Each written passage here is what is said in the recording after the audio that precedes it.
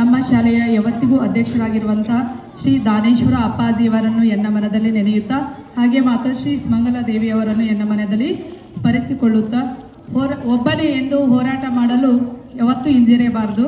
ಏಕೆಂದರೆ ಹೋರಾಟ ಮಾಡುವಾಗ ಸೋತರು ಗೆದ್ದರು ಇತಿಹಾಸದ ಪುಟಗಳನ್ನು ಸೇರುವುದು ಒಬ್ಬರ ಹೆಸರನ್ನು ಮಾತ್ರ ಎಂದು ಅಂಬೇಡ್ಕರ್ ಅವರ ಒಂದು ಮಾತುಗಳನ್ನು ಸ್ಮರಿಸಿಕೊಳ್ಳುತ್ತಾ, ಇಂದು ಗಣರಾಜ್ಯ ದಿನಾಚರಣೆಯ ಬಗ್ಗೆ ಒಂದೆರಡು ಮಾತನಾಡಲು ಇಷ್ಟಪಡುತ್ತೇನೆ. ಎಲ್ಲರಿಗೂ ಗೊತ್ತಿರುವಂತೆ ಭಾರತಕ್ಕೆ 1947 ಆಗಸ್ಟ್ 15 ಭಾರತಕ್ಕೆ ಸ್ವಾತಂತ್ರ್ಯ ಬಂದಿದೆ. ಸೊ ಭಾರತ ಸ್ವತಂತ್ರಗೊಳ್ಳುವುದಕ್ಕಿಂತ ಪೂರ್ಣವಾಗಿ ಆನಂತರ ಹೇಳ್ತೀನಿ. ಭಾರತ ಸ್ವತಂತ್ರಗೊಂಡಾಗ ನಮ್ಮ ದೇಶದಲ್ಲಿ ಅಂದರೆ ಭಾರತ ಮತ್ತು ಪಾಕಿಸ್ತಾನ ವಿಭಾಗವಾದಾಗ ಅನೇಕ ಒಂದು ಜಲಾಂತರ ಸಮಸ್ಯೆಗಳು ಉದ್ಭವಿಸಿತ್ತು. ಯಾಕಂದರೆ ದೇವಸ್ಥಾನದಲ್ಲಿ ದೇವರಿಲ್ಲಿದ್ರೆ ಯಾವುದೇ ಒಂದು ದೇವಸ್ಥಾನಕ್ಕೆ ಶೋಭೆ ಇರುವುದಿಲ್ಲ. ಹಾಗೆ ತರಗತಿಯಲ್ಲಿ ಗುರುಗಳಿಲ್ಲ ಅಂದರೆ ತರಗತಿಗೆ ಯಾವುದೇ ಒಂದು ಶೋಭೆ ಇರುವುದಿಲ್ಲ. ಒಂದು ರಾಷ್ಟ್ರ ಸುಭದ್ರವಾಗಿ ಇರಬೇಕು ಅಂದರೆ ಅದಕ್ಕೆ ತನ್ನದೇ ಆದಂಥ ಒಂದು ಸರ್ಕಾರ ರಚನೆ ಆಗಬೇಕು. ಸರ್ಕಾರ ರಚನೆ ಆಗಬೇಕು ಅಂತಂದರೆ ಒಂದು ಸುಭದ್ರ ಸರ್ಕಾರ ರಚಿಸಬೇಕು ಅಂತೇಳಿ ಎಲ್ಲ ಸಮಸ್ಯೆಗಳಿಗೆ ಬಗೆಹರಿಸಬೇಕು ಅಂತೇಳಿ ಒಂದು ಸಂವಿಧಾನ ಬೇಕಾಗಿತ್ತು. ಸೊ ಅದೇ ರೀತಿಯಾಗಿ 1927ರಲ್ಲಿ ಮೊಟ್ಟ ಮೊದಲ ಬಾರಿಗೆ ಮೋತಿಲಾಲ್ ನೆಹರು ಅವರು ಭಾರತಕ್ಕೆ ಒಂದು ಸಂವಿಧಾನ ಬೇಕು ಅಂತ ಹೇಳಿದರು. ಅದಾದ ನಂತರ 1946ರಲ್ಲಿ ಜುಲೈ ತಿಂಗಳಲ್ಲಿ ಒಂದು ಮೂರು ಜನರಿಂದ ಕೂಡಿದಂಥ ಒಂದು ಕಮಿಟಿಯನ್ನು ರಚಿಸಿದರು.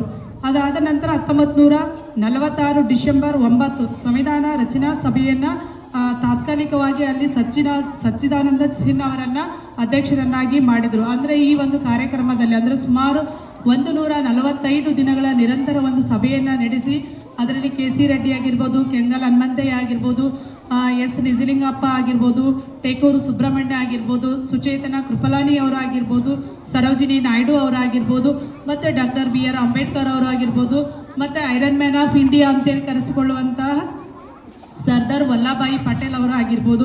ಹೀಗೆ ನಿರಂತರ ಅನೇಕ ಒಂದು ಗಣ್ಯ ವ್ಯಕ್ತಿಗಳ ಒಂದು ಶ್ರಮದಿಂದ 1946 ಡಿಸೆಂಬರ್ 11ರಂದು ಭಾರತದ ಒಂದು ಸಂವಿಧಾನ ರಚನಾ ಸಭೆಯ ಅಧ್ಯಕ್ಷರನ್ನಾಗಿ ಅಂದರೆ ಕಾಯಂ ಅಧ್ಯಕ್ಷರನ್ನಾಗಿ ಡಾಕ್ಟರ್ ಬಾಬು ರಾಜೇಂದ್ರ ಪ್ರಸಾದ್ ಅವರನ್ನು ನೇಮಕ ಮಾಡಿದರು.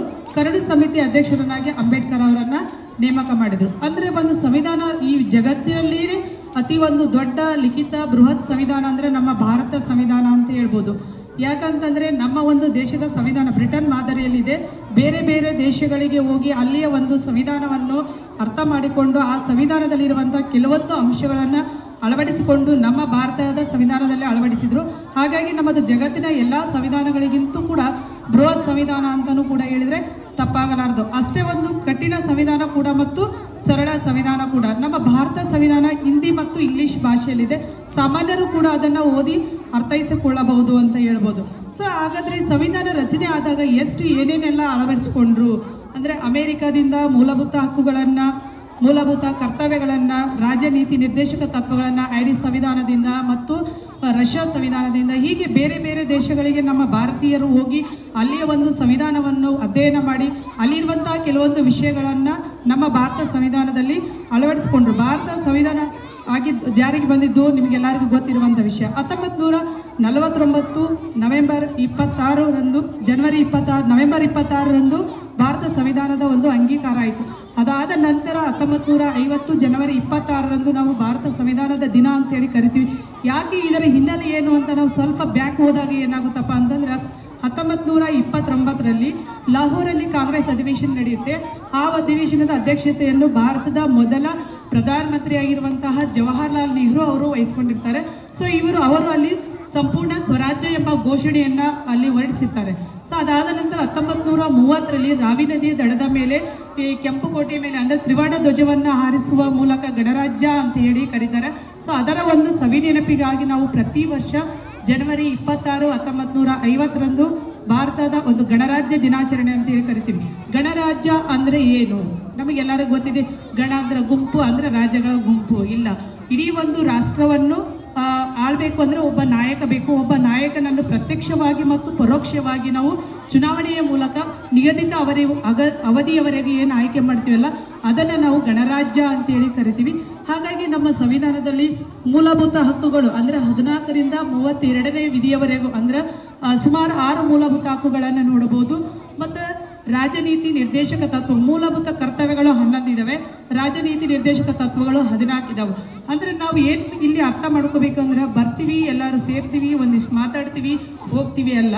ರಾಷ್ಟ್ರ ನಮಗೇನು ಮಾಡಿದೆ ಅದನ್ನು ನಾವು ಉಳಿಸಿ ಬೆಳೆಸಿ ಅದನ್ನು ಅಳವಡಿಸಿಕೊಂಡು ನಮಗೀಗ ನಾವು ಭಾರತವನ್ನು ಸಂವಿಧಾನದ ಪ್ರಸ್ತಾವನೆಯನ್ನು ನಾವು ದಿನಾಲೂ ಹೇಳ್ತಿರ್ತೀವಿ.